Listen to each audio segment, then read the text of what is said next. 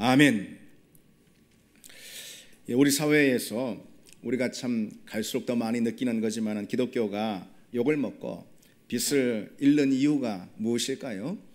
그것은 무엇보다도 우리가 변하지 않기 때문에, 예수 믿는다고 하는 그리스도인들이 참 잘 변화되지 않기 때문 아닌가 그런 생각을 해봅니다. 우리나라 초기 교회 시절에는요, 아무개가 교회 다니기 시작했다 그러면은요 그 마을에서 다 인정을 했습니다. 그가 이전에는 아무리 건달 깡패였다 하더라도 지금은 전혀 다른 사람이 되었다라는 그 사실을 인정했다는 것, 그것에 대한 보증이 되었습니다. 믿음이라는 것이요. 역사를 통해 살펴보면은 기독교 신앙은 인생과 사회 속에 언제나 큰 변화, 충격적인 변화를 가져왔고 변화에 대한 가장 분명한 표지가 됐습니다. 그래서 누가 예수 믿기 시작했더라 그러면은 그 사람 반드시 달라졌다라는, 반드시 달라졌습니다. 그래서 어느 지역 가운데 복음이 들어갔더라 그러면 그 지역에 분명한 사실, 변화가 일어났다라는 거죠. 그게 우리가 기독교 역사 가운데 볼 수 있는 사실입니다. 복음은 무엇이 가장 분명한 특징인가? 변화. 복음의 가장 분명한 특징은 변화입니다. 예수를 만나고도 그러고도 변화되지 않았더라, 이것은 있을 수 없는 불가능한 일입니다. 누구든 그 사람이 어떤 사람이건 예수를 만나면 변화가 됩니다. 복음을 받아들이면 변화가 됩니다. 아멘이죠 여러분? 교회사에서 가장 위대한 인물로 꼽히는 사람, 4세기의 어거스틴, 여러분 다 잘 아시죠? 이 어거스틴은 젊은 시절에 방탕한 그런 세월들을 보냈습니다. 매일 술집을 드나들며 술집 여자들과 또 못된 일을 하고 어울리고 심지어 그 관계에서 아기까지 낳았습니다. 그래서 그 어머니 모니카가 얼마나 참 눈물로 기도했는지 평생 어거스틴을 위해서 기도했다고 그럽니다. 그 기도로 인한 덕분인지 어거스틴이 32살 되던 때에 밀라노라는 곳에 이제 갔는데, 거기 교회의 감독인 암브로시우스라는 감독을 만났어요. 그 감독의 설교를 듣는 가운데 회심하게 된 겁니다. 그런데 이 회심한 다음에 마치 바울이 다메섹 회심을 통해서 급격한 변화를 이뤘듯이 어거스틴도요 전혀 다른 사람이 돼요. 전적으로 다른 사람이 됐습니다. 그래서 이제 어느 날 길가에서 우연히 옛날에 드나들던 그 술집의 여인을 만나게 된 거죠. 그 술집 여인이 막 너무 반가워가지고선 왜 요즘은 저희 집에 들르지 않냐고 그렇게 물었답니다. 그러자 어거스틴이 그 어거스틴은 죽었어 이렇게 답을 했다라는 그런 기록이 유명합니다. 급격한 변화든지요, 아니면은 점진적인 그런 변화든지, 어쨌든 복음이 우리에게 하는 일은 변화입니다. 우리가 살펴보고 있는 이 에베소서 4장 17절로 그리고 오늘 이제 24절까지 이 말씀은요, 성경이 그 변화를 가장 두드러지게 강조하고 있는 본문이라고 말할 수가 있습니다. 오늘 본문은 이렇게 시작을 하죠. 오직 너희는 그리스도를 그같이 배우지 아니하였느니라. 이제 여기서요, 오직이라고 이제 우리말 성경은 번역이 되어 있는데, 이것은 이제 원문으로 보자면은 그러나 이렇게 번역해야지 옳습니다. 그래서 개역성경 외에 다른 성경들 또 영어 성경들 다 보면은 그러나 but 이렇게 이제 시작하고 있는 걸 볼 수가 있습니다. 그러니까 이제 무슨 말이냐면은 의미상 단절을 뜻하는 접속사인 그러나, 이 그러나가 17절로 24절의 이 본문을 두 단락으로 지금 나누고 있다는 거죠. 17절로 19절 우리가 지난주 살펴봤잖아요. 이 17절로 19절은 옛사람의 모습이 어떠했는지에 대해서 언급을 해주고 있죠. 전에는 어땠습니까? 우리가 옛사람의 비참함 가운데 있었습니다. 완고한 마음과 어두운 지각으로 진리를, 복음을, 예수 그리스도를 거부해버립니다. 그리고 영적인 감각의 상실과 무모한 행위로 그냥 겁없이 죄를 먹고 마시는 그런 사람이었어요. 그로 인해서 그때는 하나님과 멀어졌던, 하나님의 생명에서 떠나 있었던 그런 사람입니다. 그러나 20절에 그러나라는 이 선언과 함께 새로운 전환이 일어난 거예요. 그러나 우리는 그리스도를 듣고 그리스도를 배우고 이제 심령이 새롭게 되어 새 사람을 덧입게 되었다. 그런 선언입니다. 이 그러나라는 이 선언은 대전환이 일어났음을 밝히는 것입니다. 그러나의 대전환은 단연 누가 가져왔을까요? 예수 그리스도께서 가져오신 것이죠. 예수 그리스도는 그래서 여러분 언제나 분기점이 되시는 분입니다. 전환점이 돼 대전환을 일으키는 그런 표지판이 됩니다. 역사도 그래요. 역사도 예수님을 중심으로 BC와 AD 이렇게 둘로 나뉘는 거 아니겠습니까? 예수님은 인류 역사를 그렇게 둘로 나누신 분입니다. 역사뿐이겠습니까? 우리 인생도 마찬가지죠. 우리 인생도 예수님 만나면은 BC와 AD로 그렇게 나뉘는 겁니다. 예수님은 모든 인생의 위대한 분기점이 되십니다. 예수 만나서 변화된 사람들이 얼마나 많습니까? 셀 수 없고 헤아릴 수 없는 예수 만나면은 그 예수가 인생의 분기점이 돼서 전혀 다른 그 인생의 새로운 전환의 역사가 펼쳐졌습니다. 여러분 우리도 그런 사람들로 부름을 받은 줄 믿습니다. 예수 만나면 그런 하가 시작되는 거예요. 그 인생 가운데 전에는 죄로 인해 사망 가운데 있던 인생에 그러나 이제는 영원한 생명을 소유한 사람들이 됐습니다. 전에는 소망 없는 인생이었어요. 그러나 이제는 사는 소망을 붙드는 인생이 됐습니다. 전에는 이 땅에 썩어질 것들만 붙들고 살았지만 그러나 예수 만나 이제는 거룩하고 영원한 나라를 구하며 삽니다. 전에는 목적 없이 방향을 잃고 살던 인생이었어요. 그러나 이제 복음과 영생이라는 분명한 인생의 표대, 목적을 붙드는 그런 인생이 되었다는 것이죠. 여러분 우리는 그러나의 대전환이 일어난 인생입니다. 이제 우리는 그러나에 붙들린 그런 인생들이 그러나가 그리스도께서 우리 가운데 일으키신 사건인 그러나가 우리 인생을 이끕니다. 오늘 본문은 그 사실을 말씀해 주고 있어요. 주님과 만나고도 그러나의 변화가 전혀 없더라. 이거는 불가능한 일입니다. 따라서 여러분 우리가 이제 예수 만난 사람들로서 그리스도인으로서 우리 신앙생활 가운데 늘 던져야 할 가장 중요한 질문이 있습니다. 그게 무엇일까요? 나는 변화되었는가? 난 정말 달라졌는가? 난 지금 변화되고 있는가? 이 질문이야말로 우리가 신앙생활 가운데 늘 마주해야 할 가장 중요한 질문이라는 우리 신앙생활은 언제나 그 질문 앞에 놓여 있습니다. 그런데 그 변화의 핵심 그것은 오늘 본문으로 보자면은 두 가지로 언급되어 있습니다. 하나는 뭐냐? 벗어버리는 일이에요. 변화라는 것은. 또 다른 하나는 새롭게 덧입는 그런 일입니다. 보면 22절로 24절을 다시 보실까요?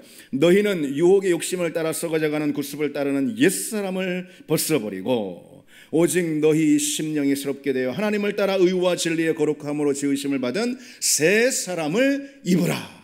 벗어버리고 입으라 그랬습니다. 한마디로 요약하면 바로 그거죠. 옛사람은 벗어버리고 새 사람을 입으라. 이 신앙생활은 그래서 다른 것이 아닙니다. 끊임없이 옛사람을 벗어버리는 과정, 그리고 끊임없이 새 사람을 덧입는 그런 과정입니다. 그래서 우리는 옛사람의 더러운 옷을 벗어버리고 다시는 그 자리로 돌아가서는 안 되는 거죠. 사도 베드로가 우리에게 어떻게 말씀합니까? 너희가 음란과 정욕과 술취함과 방탕과 향락과 무법한 우상 숭배를 하여 이방인의 뜻을 따라 행한 것은 지나간 때로 족하도다. 지나간 때로 족하도다. 옛사람의 그러한 행위들은 지나간 때로 족하다. 그래서 우리에게 여러분 가장 중요한 건 뭐냐면요, 변화에 대한 간증입니다. 난 변화되었는가? 난 이렇게 변화되었다. 변화에 대한 간증입니다. 변화에 대한 간증이야말로 우리의 믿음이 진정 살아있다는 것을 보여주는 것이고 우리가 점점 믿음의 성장을 이루고 있다는 것을 보여줍니다. 그래서 그렇게 성질이 고약하더니 이제 정말 달라졌다. 그 변화 아니겠습니까? 그렇게 거짓말에 사기꾼같이 살더니 이젠 정말 달라졌다. 완전히 달라졌다. 그렇게 자기만 위하고 살더니 이젠 그런 모습 전혀 볼 수가 없다. 그렇게 그냥 돈 하며 살더니 이젠 완전히 달라졌다. 그렇게 변덕스럽더니 이젠 전혀 그런 모습이 보이지 않는다. 그렇게 그냥 짜증을 내고 입만 열면 짜증이었는데 이젠 완전히 달라졌다. 그렇게 기복이 심하더니 이젠 안 그래. 등등이요. 우리 인격과 삶의 변화, 그것이 이제 영적인 변화가 가져오는 그런 일들인데, 어쨌든 그런 변화에 대한 간증, 이것이 우리 믿음이 살아있음을 보여주는 증거입니다. 24절에 그처럼 변화된 새 사람에 대해서 이렇게 말씀을 하고 있죠. 하나님을 따라 의와 진리의 거룩함으로 지으심을 받은 새 사람, 그렇게 말씀하고 있습니다. 여기서 이제 하나님을 따라라고 되어 있는데, 요거는요 하나님의 형상을 따라, 이 원문의 의미로 보자면은 우리가 그렇게 고쳐서 읽어야 옳습니다. 하나님의 형상을 따라. 그리고요 의와 진리의 거룩함으로 이렇게 되어 있는데, 이건 뭐냐면은 진리 안에서의 의, 그리고 진리 안에서의 거룩함으로, 이런 뜻입니다. 여기서 이제 의와 거룩함이라는 것은 여러분 뭘까요? 이거 하나님의 성품입니다. 그렇죠. 그래서 의와 거룩함은 뭐 우리가 만들어낼 수 있는 그런 태도나 인격이 절대 아니라는 거예요. 그것은 하나님께 속한 하나님의 속성, 다시 말해 하나님의 성품입니다. 그래서 하나님의 형상을 따라, 그렇게 오늘 본문에 이제 말씀을 하고 있는 것이죠. 그러니까 이렇게 정리할 수가 있을 거예요. 하나님을 따라 의와 진리의 거룩함으로 지으심을 받은 새 사람이라는 건 뭐냐면은 진리 안에서 우리가 변화될 때, 그때 하나님의 성품인 의와 거룩함을 덧입는 그 새 사람이 될 수 있다. 이제 24절 본문을 그렇게 우리가 읽을 수가 있습니다. 당연히 여러분, 그와 같은 의와 거룩함으로 덧입은 새 사람, 진리 안에서, 그리스도 아니죠, 진리는 그리스도니까, 그 안에서 의와 거룩함을 덧입은 새 사람, 이 변화를 가져오는 출발점이 무엇일까요? 당연히 구원의 사건이죠. 예수 그리스도를 만난 구원의 사건이죠. 구원의 사건이야말로 모든 변화를 출발시키는 출발점입니다. 구원은 그래서 새 창조의 사건이다, 그렇게 일컬을 수가 있습니다. 옛사람에서 새 사람으로의 창조, 이게 구원의 사건입니다. 여러분, 구원은 완전한 변한 거예요. 새 사람이라는 이 말 안에는 여러분 참 많은 것들이 다 포함이 되어 있는 거예요. 새 사람이라는 말, 이 안에는 새로운 생각, 새로운 뜻, 새로운 마음, 새로운 의지, 새로운 인격, 새로운 갈망, 새로운 관계, 새로운 신분, 새로운 정체성, 새로운 시민권, 새로운 본성, 이 모든 것들을 다 포함하고 있는 게 새 사람입니다. 그런 전혀 다른 새 사람으로 변화되는 것, 이것이 바로 구원과 함께 시작된 일입니다. 성경은 우리가 변화되었다라는, 새 사람이 되었다라는 이 가장 유명한 구절로 어떤 말씀을 들려주고 있죠. 그런즉 누구든지 그리스도 안에 있으면은 새로운 피조물이라, 이전 것은 지나갔으니 보라 새 것이 되었도다. 아멘. 이전 것은 지나갔으니 보라 새 것이 되었도다. 그러니까 우리는 전인적으로, 본성적으로 새로운 피조물이 되었다는, 우리는 존재가 변화되었다는 그런 뜻입니다. 새로운 피조물이 되었어요. 그러나 여기서 우리가 좀 생각해 봐야 할 것, 아직 전적으로 우리가 완전히 완전해지지는 않았다라는 거예요. 전적으로 완전해지지는 않았다. 그러니까 전인적으로 우리는 새로운 피조물이 되었지만은 우리가 아직은 전적으로 완전하지는 않습니다. 우리는 아직 최종적인 구속을 기다리면서 타락한 이 세상 한복판에 여전히 살고 있습니다. 우리는 이미 새로운 피조물 맞지만은 우리 안에 남아있는 그 옛사람의 구습이 우리에게 새롭게 덧입혀진 새 사람의 그 갈망에 끊임없이 저항합니다. 그리고 우리 영혼을 계속해서 이 옛사람의 구습이 오염시키고 더럽히고, 그래서 우리 구원의 장애를 만들어냅니다. 그래서 바울은 육체의 소욕은 성령을 거스르고 성령은 육체의 소욕을 거스른다, 그렇게 말씀하고 있는 것이죠. 이 옛사람이라는 것, 이것은 아담의 본성이죠. 죄의 본성. 그러니까 죄와 사망의 지배 아래에 있는 그 본성, 이게 옛사람의 본성입니다. 그 아담의 본성은 성경에서 분명히 가르쳐주고 있듯이 십자가에서 죽었습니다. 아멘이죠, 여러분? 아담의 본성은 그리스도 십자가 안에서 이미 못 박혀 죽었습니다. 그러니까 새 사람은 그리스도 안에서 새롭게 태어난 중생의 사람인데, 바로 우리가 중생의 새로운 사람, 그 본성을 덧입은 거라는 거죠. 우리는 구원과 함께 여러분 중생으로 인해서 변화된 사람 맞습니다. 그것을 영적인 변화다 이렇게 말하는 거예요. 영적인 변화. 우리는 새로운 피조물이 되어서 거듭난 중생의 사람이 되었다는 거예요. 영적인 변화다 그렇게 말하는 거예요. 그리고 그처럼 이 영의 변화, 영적인 변화는 인격의 변화와 도덕적인 변화와 삶의 변화, 이 모든 변화를 견인하게 되어 있습니다. 그게 바로 거듭난 사람에게 나타나는 변화의 메커니즘이다 이렇게 말할 수가 있습니다. 영적인 변화가 모든 변화를 불러일으키는 거예요. 영적인 변화가 인격적인 변화, 도덕적인 변화, 삶의 모든 변화를 일으키는 것입니다. 그 반대가 아니라는 거예요. 거듭난 사람은 그런데 영적인 능력을 하나님이 주셨습니다. 영적으로 변화된 사람은 하나님이 영적인 능력을 주셨는데 그 능력이 뭐냐? 그 영적인 능력은 거룩한 삶을 살 수 있는 능력이에요.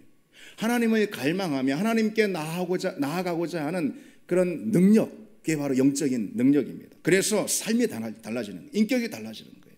변화가 일어나게 되는 것입니다.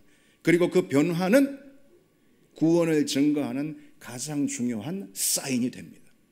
여러분 이것이 중요하죠. 여러분 오늘 말씀 집중하셔야 되겠죠. 영적인 변화는 다른 모든 변화를 견인합니다. 그리고 그 변화라는 것, 오늘 말씀의 주제가 변화인데 그 변화라는 것이 구원을 증거하는 가장 중요한 사인이 된다는 거죠. 바로 그 점이 중요합니다. 그래서 여러분 이렇게 질문할 수 있습니다. 여러분 구원 받으신 거 맞습니까? 여러분 하나님의 자녀 된 것 맞습니까? 오늘 바울은 거듭난 사람과 그렇지 않은 사람이란 어떻게 다른지 아주 명확하게 대비하고 있습니다. 그것이 애매하지 않아요, 여러분. 물론 구원이라는 것은 우리 힘으로 의지로 되는 게 아닙니다. 하나님의 주권적인 역사에 속해 있습니다. 그러나 그 구원은 새 사람을 덧입고자 하는 열망을 우리 가운데 강렬하게 불러일으킵니다. 그래서 우리가 변화에 대해 끊임없이 중단 없이 달려가도록 만듭니다. 그게 다르다는 것이죠. 구원받은 사람은 누구나 그 열망에 사로잡힙니다. 변화에 대한 열망, 새 사람, 새 삶을 향한 열망. 물론 우리가 자주 실패할 때가 있습니다. 그럼에도 그 열망을 포기하진 않습니다. 왜요? 존재가 달라졌잖아요. 새로운 피조물로 새 사람으로 달라졌잖아요. 존재의 그 변화는 끊임없이 삶의 변화를 일으킵니다. 누가 뭐라 하지 않아도, 누가 보는 사람 없어도요, 그런 척하며 살려고 하지 않는다라는 것이죠. 그것은요 도덕적인 그런 의지로 되는 것이 아닙니다. 도덕적인 의지라면 언제든지 포기될 수 있는 거예요. 왜? 그 존재는 달라진 게 아니니까. 따라서 여러분 교회에 다니지만 그저 그냥 예수 믿는 척, 구원받은 척, 거듭난 척 하는 그런 사람, 그러나 거듭나지 못한 그런 사람은 본성적으로 새 사람이 요청하는 그런 변화에 반응하지도 않고 오히려 저항해버리는 그런 습성이 있습니다. 그런데 그 마찰은요 결코 작은 것이 아니어서 그가 아무리 불굴의 의지를 갖는다 하더라도 그 옛사람의 본성을 결코 꺾을 수가 없는 거예요. 하나님을 전 존재로 받아들이는 그런 거룩한 삶을 결코 살 수가 없는 것입니다. 더욱이 그에게는 그 모든 것을 가능하게 하는 것이 성령의 능력인데 그 성령의 능력이 그에게는 없잖아요. 왜? 거듭난 사람이 아니니까. 예수 믿는 척 그냥 교회만 왔다 갔다 하니까. 그에게는 성령의 능력이 없어요. 그러니 어떻게 성령께서 추동하시는 그런 거룩한 삶을 살아낼 수가 있겠냐 이것이죠. 그냥 결국은 자기의 모습 그대로, 옛사람의 본성 그대로 그냥 살아갈 뿐인 거죠. 따라서 여러분 우리는 이 사실을 분명히 알아야 합니다. 우리가 여전히 옛사람을 붙들고 있고 옛사람의 소원을 여전히 만족시키기 위해 살고 있고 그것을 벗어버리려는 마음을 고의로 회피하고 있다면 그거는 아주 심각한 상태입니다. 다시 말해 그것은 거듭난 사람이 아니라는 것이죠. 요한일서 2장에 그를 아노라 하고 그의 계명을 지키지 아니하는 자는 거짓말하는 자요 진리가 그 속에 있지 아니하다 그랬습니다. 그런 사람에겐 진리가 없다. 다시 말해서 그리스도가 없다는 것이죠. 그런 사람은 구원과는 상관없는 사람이라는 겁니다. 존 맥아더라는 유명한 목사님이 이렇게 우리에게 가르쳐주고 있습니다. 그리스도를 고백하지만 세상적이고 죄된 습성을 버리려고 전혀 노력하지 않는 사람은 자신의 구원을 의심해야 할 이유가 있다 그랬습니다. 무서운 말이죠. 그리고 이렇게 또 강조합니다. 회개가 우리를 구원하진 않는다. 그렇죠. 그리스도가 우리를 구원하는 것이죠. 내 편에서의 회개가 나를 구원하는 것은 아니죠. 그러나 하나님은 우리가 버리려고 하지 않는 애써 붙들고자 하는 그 죄로부터 우리를 구원하실 수는 없다. 죄에 매달리고 있다면 하나님을 거부하고 그분의 은혜를 비방하며 믿음을 무효화하고 있는 행위다. 무서운 말이지만은 이 말은 진실입니다. 여러분, 좁은 문과 넓은 문은 결코 양립할 수가 없습니다. 죄와 싸우려 하는 그 좁은 길을 가는 것, 좁은 문을 붙잡는 것, 그것과 죄와 늘 타협하고 죄를 늘 그냥 받아들이는 그런 넓은 길, 이것은 결코 양립할 수가 없습니다. 우리 중 누구라도 죄에 대해서 완전히 자유로운 사람은 물론 없습니다. 우리는 자주 죄에 미끄러지고 넘어집니다. 그러나 우리가 참으로 거듭난 구원받은 새 사람이라면 너무도 마땅히 죄를 향한 옛사람의 성향에 강력히 저항하려는 그런 우리의 본성의 새 본성의 노력을 결코 멈추지 않는다는 거죠. 나아가 피 흘리기까지 싸운다고 그랬습니다. 히브리서는 거듭난 사람이라도 죄와 싸워 자주 넘어지는 것이 실정입니다. 그러나 새 사람을 향한 걸음을 결코 중단하지는 않습니다. 넘어지면서도 계속해서 거룩한 삶을 향해서 나아갑니다. 그게 바로 구원받은 사람의 진짜 모습입니다. 그런데 여러분, 중요한 것은 참 이런 말씀이 우리에게 큰 짐이 됩니다. 우리 마음의 어려움을 일으킵니다. 왜 그러냐면 우리 의지로 되는 것이 아니거든요. 우리 의지로 그렇게 살 수가 없습니다. 내가 변화되고 싶다고 여러분 변화가 됩니까? 내가 거룩한 삶을 살고 싶다고 그렇게 됩니까? 새 사람으로 살아야 되겠다 그렇게 됩니까? 그러면은 어떻게 우리가 할 수 있습니까? 오늘 본문은 그에 대한 답을 우리에게 가르쳐주고 있습니다. 두 가지 면에서 가르쳐주고 있습니다. 우리가 옛사람을 벗어버리고 변화되어 새 사람을 입어서 새 사람으로 살아갈 수 있는 그 길, 그에 대해서 오늘 본문이 이렇게 가르쳐주고 있습니다. 첫 번째로 주님을 만나면은 그와 같은 변화가 일어날 수 있다. 아멘. 주님을 만나면은 그와 같은 변화가 일어납니다. 오늘 20절로 21절을 보실까요? 오직 너희는 그리스도를 그같이 배우지 아니하였느니라. 진리가 예수 안에 있는 것 같이 너희가 참으로 그에게서 듣고 또한 그 안에서 가르침을 받았을진데 그랬어요. 여러분, 여기서 동사가 3개 나오는데 이 중요한 동사에 대해서 우리가 주목할 필요가 있습니다. 먼저 그리스도를 그같이 배우지 아니하였느니라 그랬어요. 여기 한번 잘 주목해 보십시오. 그리스도에 대해서 그처럼 배우지 아니하였다라고 하지 않고 그리스도를 그처럼 배우지 아니하였다라고 말씀하고 있죠. 우리가 그 점을 캐치해야지 됩니다. 그리고 또 계속해서 보시면은요, 그에게서 듣고 그랬습니다. 그에 대해서 듣고 하지 않고 그에게서 직접 들었다, 그에게서 듣고 그렇게 말씀하고 있죠. 그리고 또 계속해서 그 안에서 가르침을 받았을진데, 그리스도 안에서 가르침을 받았을진데, 이런 말이죠. 그리스도에 대해서 가르침을 받았다라고 하지 않고 그리스도 안에서 가르침을 받았다라고 말씀하고 있어요. 이 여러분 왜 중요할까요? 초대교회 성도들은요, 그리스도에 대해서 배우는 것이 아니에요. 초대교회 성도들은 그리스도에 대해서 들은 것이 아닙니다. 그리스도를 배우고 그리스도에게서 듣고 그리스도를 가르침을 받았습니다. 예수에 관해서 듣는 것, 그것이 오늘 이 시대의 문제가 아닌가 생각이. 오늘 이 시대에 왜 변화가 없을까? 오늘 끊임없이 예수에 대해서 듣고 또 진리에 대해서 듣고 그리스도에 대해서 우리가 배웁니다. 그냥 예수에 관해서 배우니까 변화가 일어나지 않는다고 말할 수가 있는 거죠. 우리는 예수님에 대해서 얼마나 많이 듣고 배우냐면은 제가 생각할 때 초대교회 성도들보다 예수님에 관해서 듣고 배우는 것은 훨씬 더 몇십 배 이상 더 풍성하고 더 많이 배운다라고 말할 수가 있을 겁니다. 그때 당시 사람들은 난 놓고 기억자도 모르는 사람들도 많이 있지 않았습니까? 그래서 삶이 변화되지 않는, 더 많이 들어도, 예수 그리스도에 대해서 더 많이 배워도, 예수님에 대해서 배우고, 우리는 끊임없이 그렇습니다. 믿음에 대해서도 배우고, 기도에 대해서도 배우고, 천국에 대해서도 배우고 그렇습니다. 기도에 대해서 배우는데 기도는 하지 않아. 천국에 대해서 배우는데 천국은 막상 누리지 못해.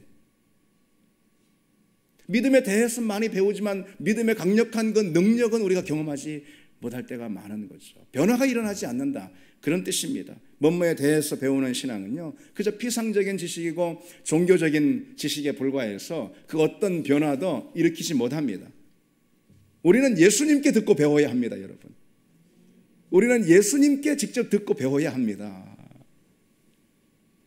그분에게 직접 그분의 마음을, 그분의 뜻을, 그분의 인격을, 그분의 사랑을, 그분의 길을 우리는 배워야 한다는 거. 어떻게 그것이 가능할까? 그러면은 어떻게 그것이 가능하겠습니까?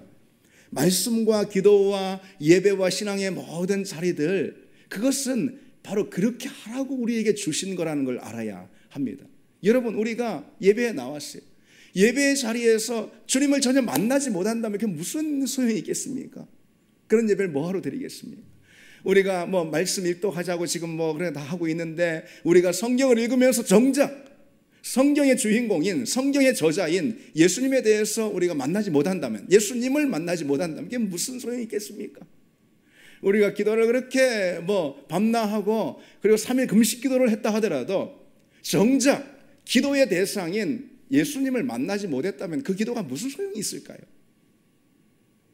말씀과 예배나 기도나 신앙생활의 모든 자리들은 다른 것이 아니죠. 예수님을 만나라고 주신 방편들입니다. 예수님을 그 자리에서 만나는 것이죠. 예수님에 대해서 말씀을 통해 듣는 게 아니고, 기도의 자리에서 예수님에 대해서 생각하는 것이 아니고, 그 기도와 말씀의 자리에서 예수님을 만나는 역사가 일어난다는 거죠. 그런 역사를 통해서 우리는 예수님을 듣습니다. 예수님을 배웁니다. 예수님께 직접 예수님의 음성을 통해서 당신의 사랑과 당신의 뜻과 그리고 당신의 마음을 배웁니다. 그것만이 우리를 변화시키는 능력이 된다는 거죠. 여러분, 예수님을 만나면은 변화가 됩니다. 예수님 만나고도 그러고도 아무 일도 없었다, 여러분, 그것은 예수님을 안 만난 증거입니다. 바울을 보십시오. 그 완고하고 강팍했던 바울이 언제 변화됐습니까? 예수님 만나니까. 그런 사람도 다메섹에서 예수님 만나니까 변화가 되지 않습니까? 예배의 자리, 기도의 자리, 이런 자리들이 예수님을 과연 내가 만나고 있는 자리, 그런 방편이 되고 있는가를 우리는 먼저 돌아볼 필요가 있습니다. 다만 우리가 한 소절 찬양하는 그 자리에서도 예수님 만나면은 우리 인생이 전체 뒤집어지는 일이 있을 수 있습니다. 정말 그런 일이 있을 수 있습니다. 다만 한 번 나아가 무릎 꿇는 그 자리에서 예수님을 정말 만나면은, 그러면은 인생 전체가 뒤집어지는 그런 일이 생긴다는 거죠. 하나님의 말씀 한 구절이 그 귀에 꽂히면은, 이 심령에 꽂히면은 그 인생이 전체가 뒤집어진다니까요, 여러분. 그런 일이 진짜 일어난 줄 믿습니다. 예수님을 만나고, 예수님을 만나는 그것을 통해서 예수님께 듣고 예수님을 배우고, 그러면 우리가 변화되는 그런 역사가 일어나기를 바랍니다. 두 번째로, 우리가 어떻게 변화될 수가 있을까?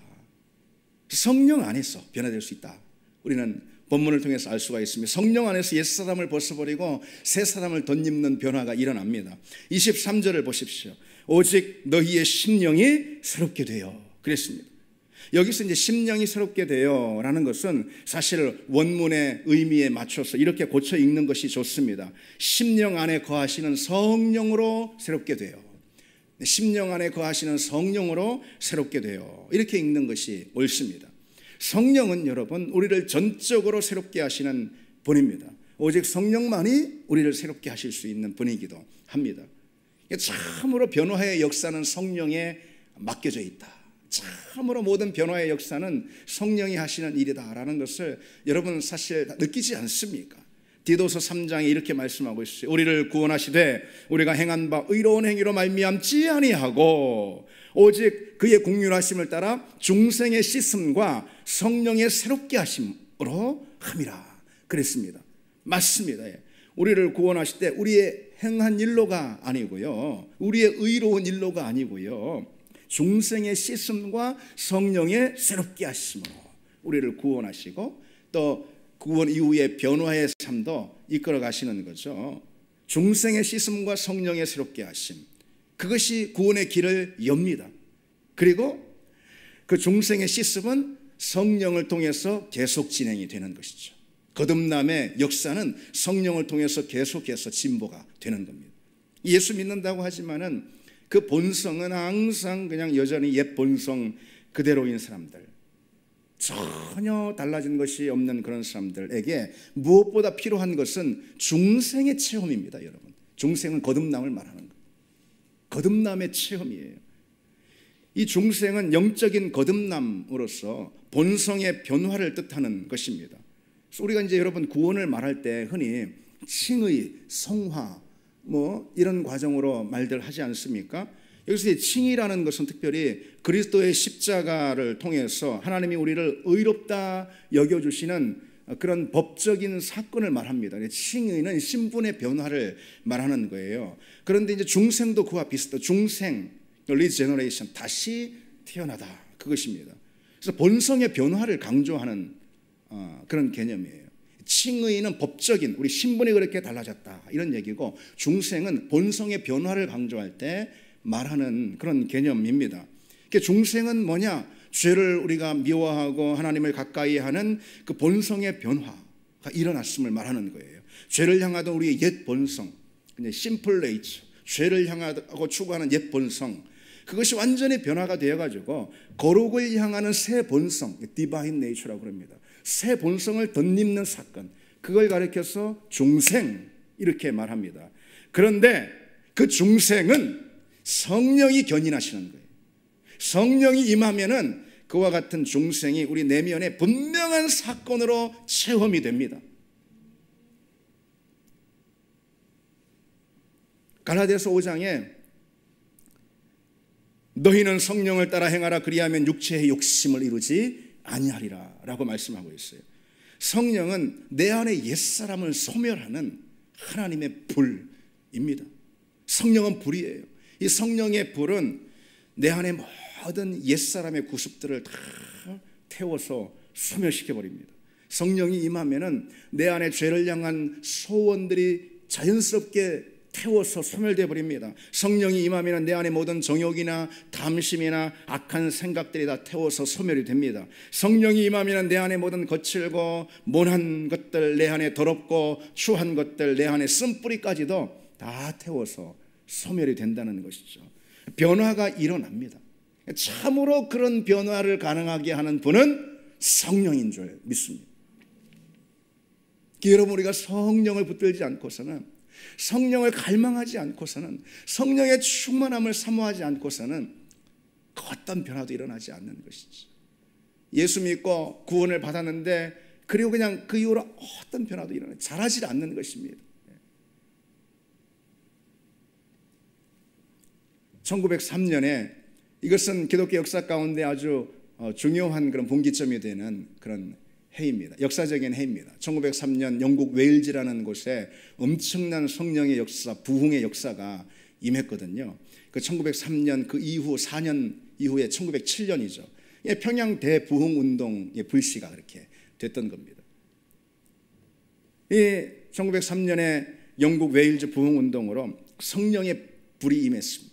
성령의 불길이 닿는 곳마다 놀라운 역사가 일어났는데 그 역사를 한마디로 말하자면 뭘까요? 변화입니다. 변화의 역사가 일어났어요. 회개와 변화의 역사들이 일어나고, 나아가 여러분 지역사회가 막 뒤집어지고 변화되는 그런 역사가 일어났습니다. 실제로 그 당시 신문들에 막 그런 일들이 기사가 되고 그랬습니다. 영국 웨일즈에 있는 이 탄광촌이라고 합니다. 이 탄광촌의 술집들, 도박장들이 다 문을 닫아버렸습니다. 왜? 가는 사람이 없으니까. 이전에는 10,000원으로 꽉꽉 찼는데 이제 가는 사람이 없어서 그런 술집이나 도박장들이 다 그냥 문을 닫고 폐업을 해버립니다.